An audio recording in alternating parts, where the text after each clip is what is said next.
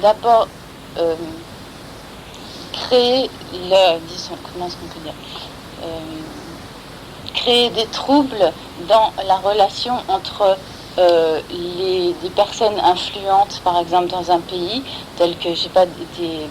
des ministres ou un président, ou donc les personnes les plus influentes d'un pays, et des moines et une communauté monastique, de telle sorte que du fait de ces dissensions existantes, les autorités donc, qui jouissent du pouvoir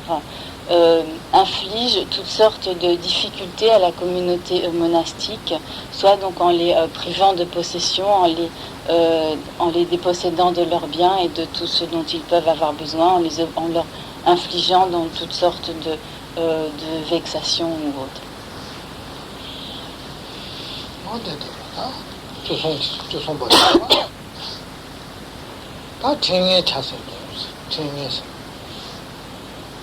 다 팅이 버전에 롬바나네 팅남지 루자지 쇠네 아니지 보아봐서네 사대 띵인제 나니 지면에 딘딜레 번뇌야기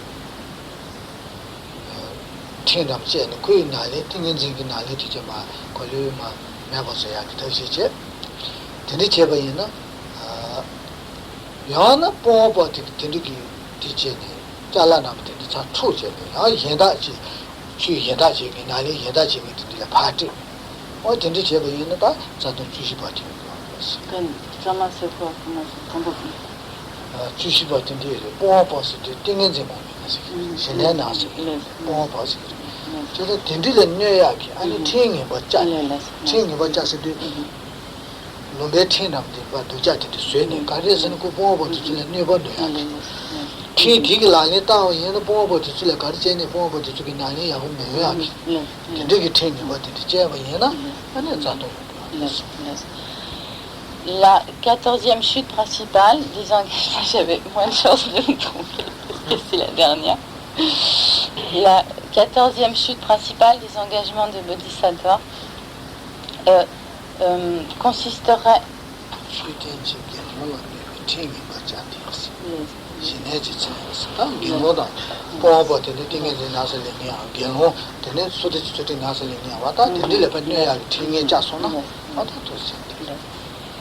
Donc cette 14e chute principale des engagements de Bodhisattva consisterait à édicter lorsqu'on en a le pouvoir, donc bien sûr, à édicter des règles qui nuiraient aux pratiquants du Dharma, et plus particulièrement donc les exemples qui sont donnés, c'est donc des règles qui nuiraient aux méditants et qui nuiraient donc à ceux qui sont engagés dans l'observance de l'éthique. Et donc cette chute consisterait à instaurer diverses lois, diverses règles qui créeraient donc des interférences, des obstacles, des empêchements pour que les méditants puissent poursuivre leur pratique et pour que ceux qui s'adonnent à l'observance de l'éthique puissent poursuivre leur pratique. Donc le fait de décider donc de telles règles constituerait la 14e chute principale des engagements de Bodhisattva.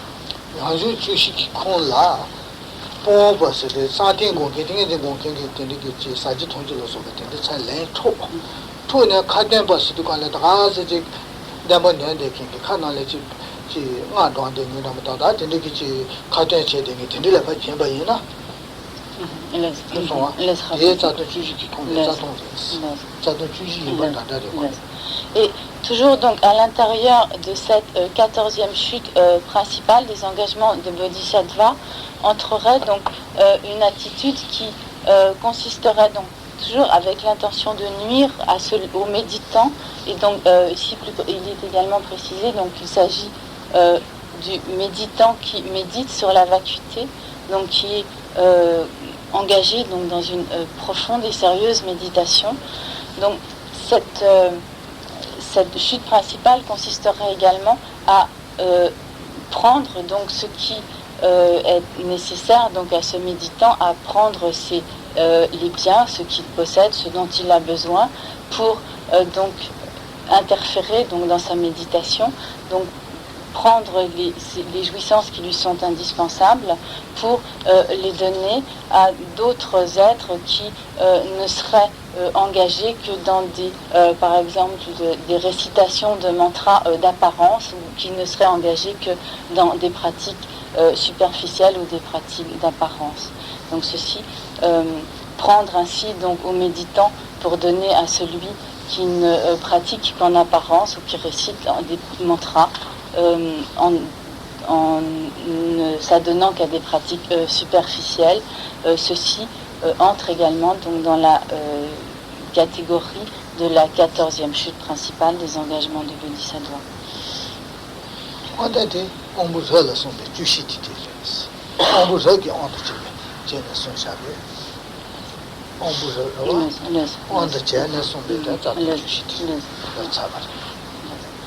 Et donc ceci termine donc l'explication de la nature des 14 chutes principales des engagements de Bodhisattva pour les êtres, pour les Bodhisattvas dont les dispositions ou dont les capacités sont supérieures.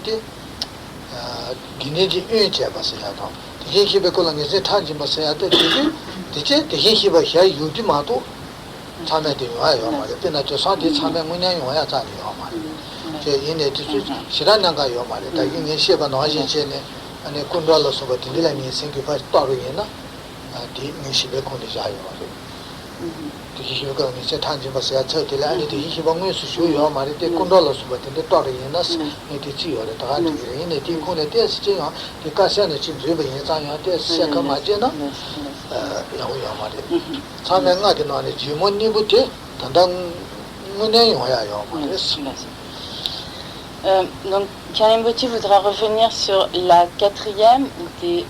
chutes principales qui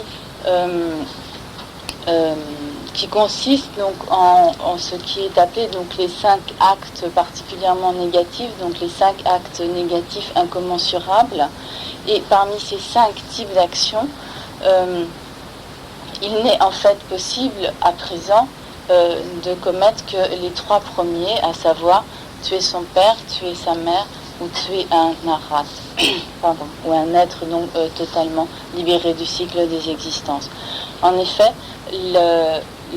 4e et le 5e de ces actes sont respectivement créés donc des dissensions dans le sangha, comme créer un schisme donc dans le sangha, et le 5e que donc Kalimbuti a disons comme interprété dans le contexte dans lequel nous vivons aujourd'hui comme consistant à détruire ou détériorer une statue du Bouddha. À l'origine, donc ce 5e acte incommensurable consistait donc à vraiment tuer donc un Bouddha, comme éliminer donc physiquement un Bouddha, littéralement verser le sang d'un Bouddha. Donc nous ne risquons pas donc aujourd'hui de commettre cette action négative, mais dans la mesure où donc, il n'y a pas de Bouddha tel que le Bouddha Shakyamuni, reconnu donc comme un Bouddha, etc., dont nous risquons de verser le sang. Mais donc Kalimbuti nous en a donné une explication interprétative par rapport donc au contexte dans lequel nous vivons aujourd'hui.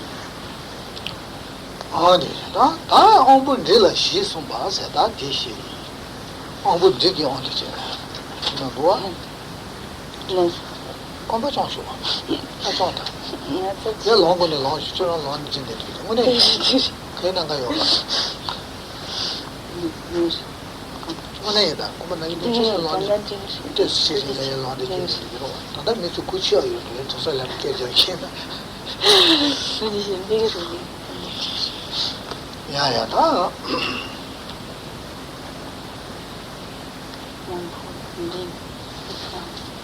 나무 같은 찍고서 더 달래 추수된 게 Allez, 이양원에 깨지지야라 되게 받으시죠 이양원에 깨지죠 되게 가지 알마니나 가지 이탈리아 지지지지 제 요리서야 좀 고민이 나시지 나도 좀 나가요 말이야 야야다 다야 어분 링이 어디전에 시송바디 가르에서 난 상주신이 용도 동사 상주신이 용도 상주지 신면신 면신 방법이나 면신 제찬다 면신이 빨리 동법이나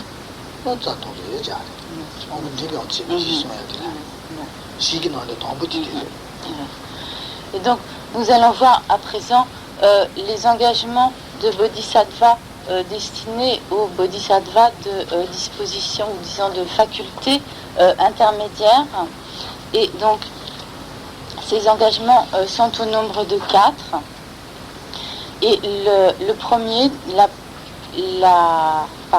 les chutes de ces engagements sont au nombre de 4. Et la première donc, de ces chutes consisterait à abandonner complètement ou renoncer donc complètement à bodhicitta, donc à l'esprit d'éveil, à la pensée de Bodhi en tant qu'aspiration, c'est-à-dire donc à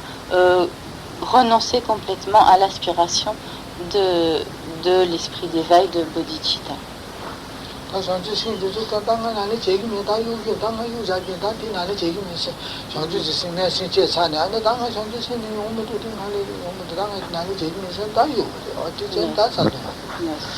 Donc cette chute principale se produirait si nous décidons, nous nous disons donc je ne vais plus m'efforcer à développer la pensée de Bodhi, je ne m'efforcerai plus aux pratiques des bodhisattvas, etc. Je laisse tomber tout cela et je ne veux plus faire d'efforts pour cela, je ne veux plus donc me soucier de la pratique des bodhisattvas, du développement de la pensée de Bodhi, etc. Donc le fait de se détourner complètement, de se désintéresser totalement du développement de la pensée de Bodhi et de l'aspiration de bodhicitta, ceci donc constitue cette première chute principale.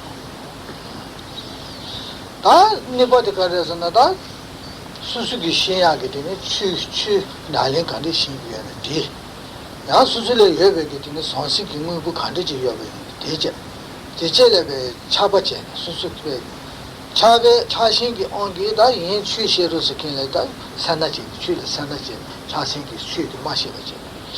예유부터 주기제 사지 통지대로 심이 랑킨 총총다 수수 농쇼를 차데 차신기 온기 산나지 게 마시버지 또 제베는 자동돼 La deuxième des 4 chutes principales, donc destinées, qui s'appliquent donc aux bodhisattvas de faculté intermédiaire, consisterait donc par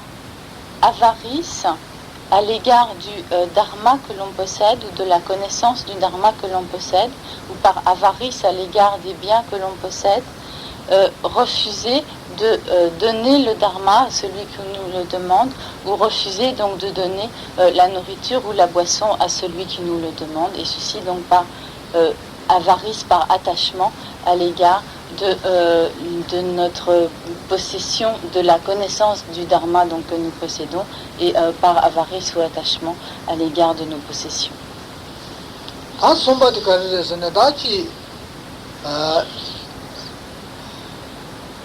Dhamandi ji chongche,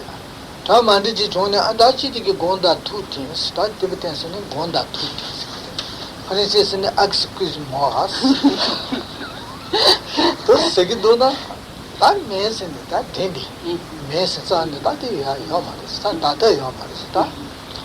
Ji sila yorova, sila agu yuve, sila. Sela se di himeta tongde na abu chi yongji yoro chibuchi sela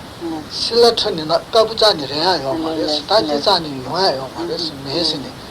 zani mwele maji bache maji be tu ne dile bache su ni bache neta tongbo la so bache tu se jebe yena ane za tongde yesi shanji samba duma yoki chi kyonta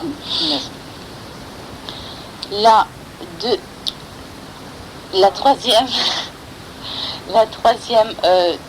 chute principale consisterait à ne pas accepter les excuses, donc de ne pas accepter les excuses de quelqu'un. Donc si par exemple une personne nous a causé du tort d'une manière ou d'une autre, et qu'ensuite donc avec sincérité elle vient s'excuser, nous dire donc qu'elle s'excuse de cela et qu'elle en est désolée, etc., et que nous la rejetons complètement, que nous rejetons totalement ses excuses, que nous refusons de lui pardonner, et que nous maintenons contre cette personne notre grief. Et il est donné de cela l'exemple du charbon de bois qui, aussi longtemps qu'on puisse le nettoyer, restera toujours noir. Donc si nous gardons la noirceur indélébile donc, de ce grief à l'égard de la personne qui vient nous faire des excuses, et qu'au contraire donc nous continuons à l'invectiver de reproches, cela constituera donc la troisième chute principale.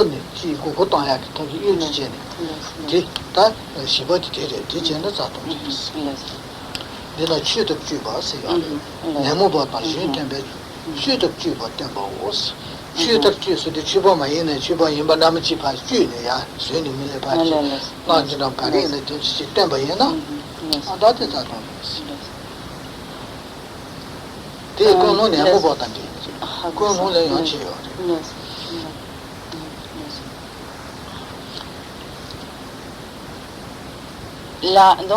quatrième des chutes principales consisterait à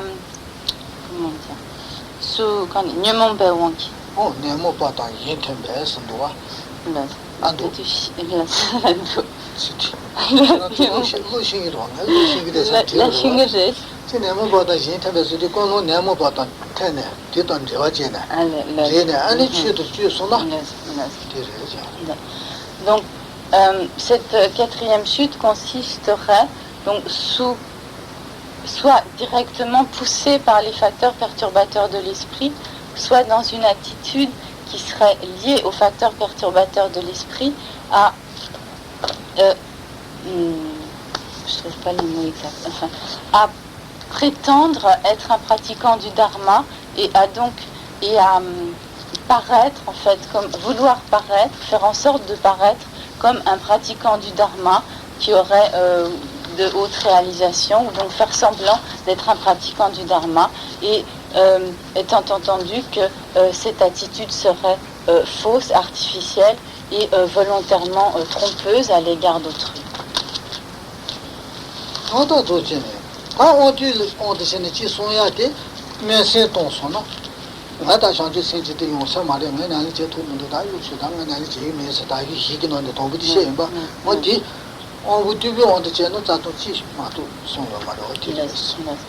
Et quant au, donc, pour ce qui est des chutes, donc concernant les bodhisattvas de facultés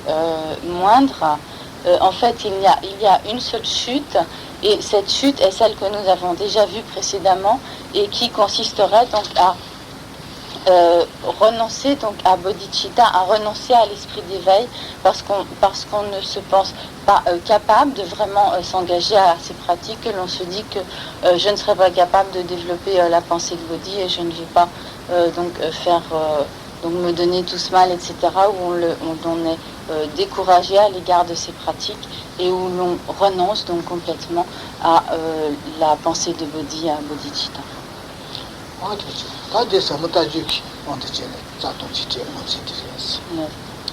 Donc, telles sont les explications sur les chutes principales des engagements de Bodhisattva, conformément aux enseignements de la lignée de la vue profonde.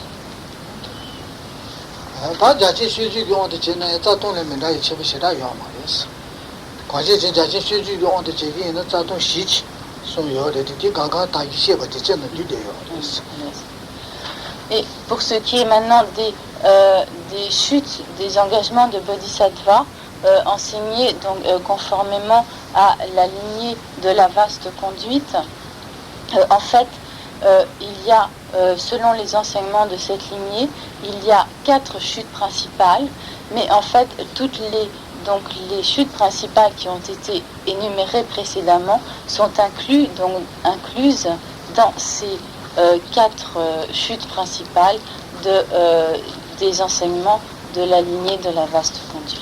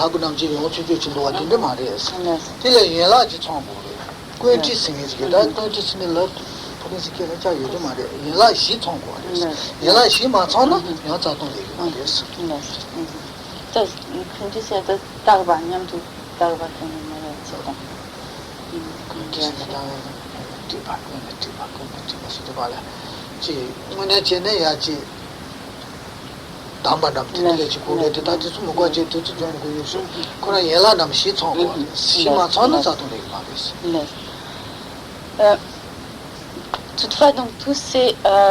diverses chutes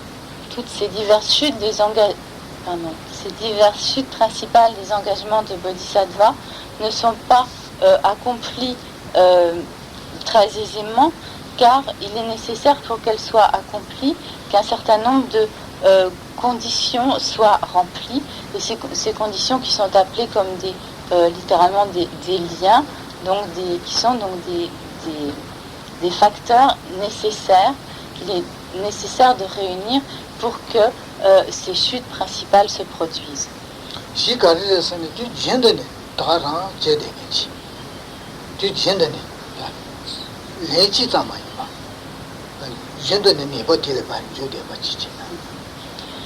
Pour cela, donc, il est nécessaire, parmi donc, ces 4,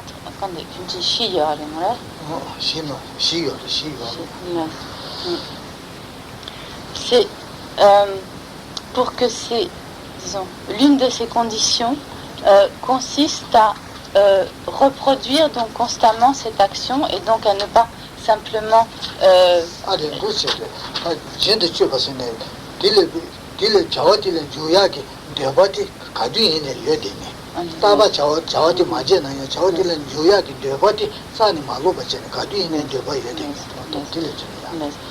donc l'un des facteurs constitutifs de cette chute principale est d'avoir toujours le désir de commettre cette chute, donc, et de ce fait donc, de ne pas se détourner du désir de commettre cette chute, mais donc d'être toujours sous l'emprise du désir d'une telle action.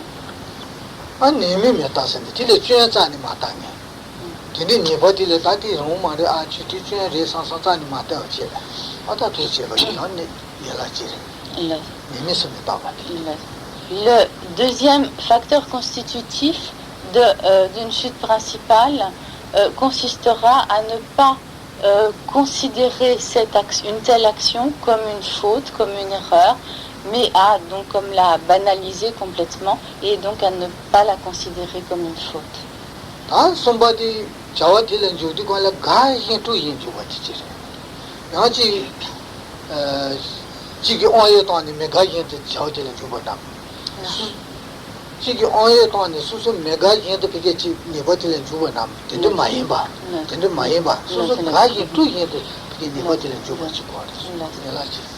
Là,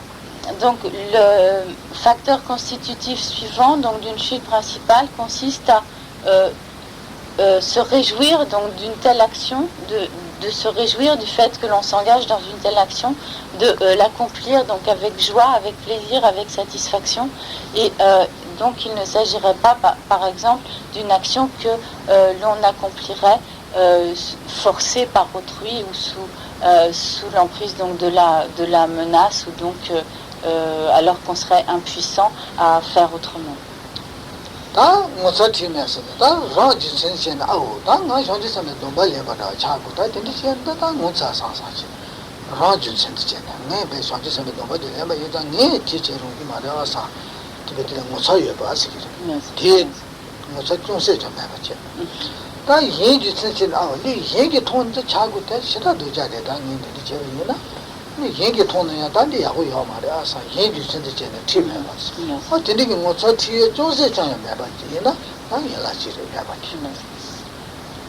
Là,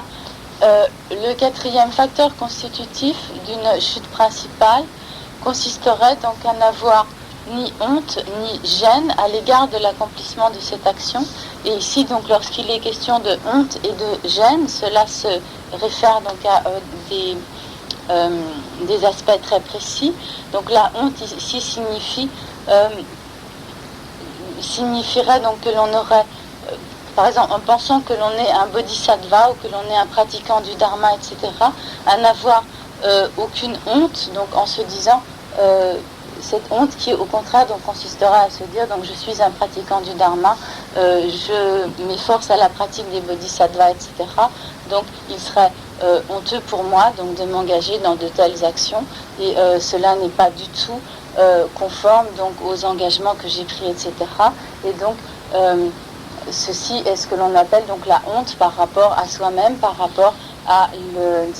à son propre statut.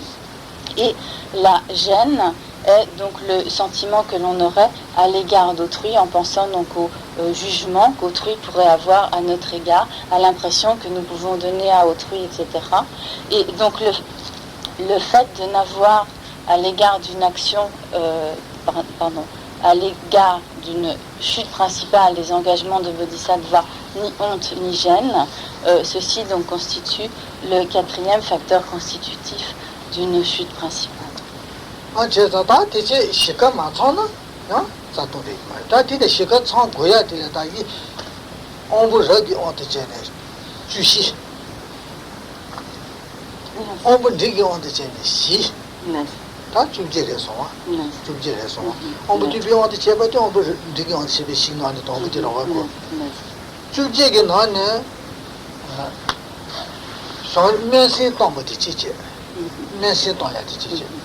아니 랜드다 지역은 실에 거둬야지. 군인이래 다녀라 시청고 말이. 저들이 주방장이 자동이.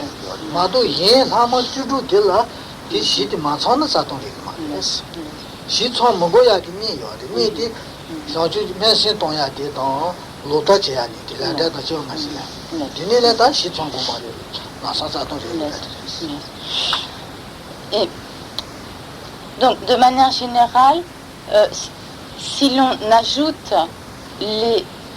14 chutes principales qui s'appliquent aux bodhisattvas de faculté supérieure et les 4 chutes principales qui s'applique aux bodhisattvas de capacité intermédiaire. Donc il y a en tout 18 chutes principales. Et puisque donc la chute principale qui s'applique aux bodhisattvas de capacité moindre est, comme nous l'avons vu, présente donc dans les 4 chutes principales qui s'appliquent aux bodhisattvas de capacité intermédiaire. Et donc parmi ces 18 chutes principales, il y a 16 chutes qui ne sont des chutes principales que lorsqu'il y a la réunion de ces 4 facteurs constitutifs d'une chute principale. Toutefois, donc, il y en a 2 qui, pour être des chutes principales, n'ont pas besoin de la réunion de ces 4 facteurs, ni même d'un seul de ces facteurs, et qui, par elles-mêmes, donc dès qu'elles sont accomplies, sont par elles-mêmes des chutes principales. Et ce sont donc les chutes parmi donc les 18 chutes principales, celles qui consistent à renoncer à la pensée de Bodhi, donc à se détourner complètement de l'aspiration à obtenir l'état de Bouddha, et le fait donc d'affirmer et de professer, d'avoir et d'entretenir des vues fausses, selon lesquelles donc on affirme par exemple qu'il n'y a pas de loi du karma, qu'il n'y a pas de libération du cycle des existences, qu'il n'y a pas de naissance passée et future. Donc ces vues fausses et l'abandon ou la renonciation à la pensée de Bodhi, à bodhicitta, constituent donc en elles-mêmes des chutes principales, sans qu'il soit nécessaire que l'un quelconque des 4 facteurs constitutifs d'une chute principale soit présent.